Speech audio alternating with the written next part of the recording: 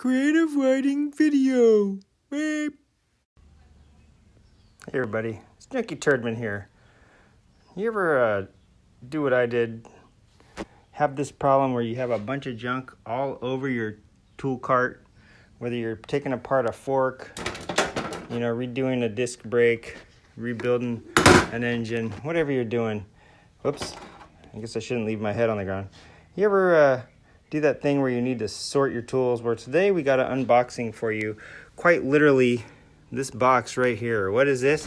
Well, it's a bunch of motorcycle and fiberglass parts, but the part we're going to be talking about today is the easy sorter. Pretty easy. Not much explanation needed for this tool. However, very, very handy dandy. And it really just helps you keep the most important ones handy and sorted out.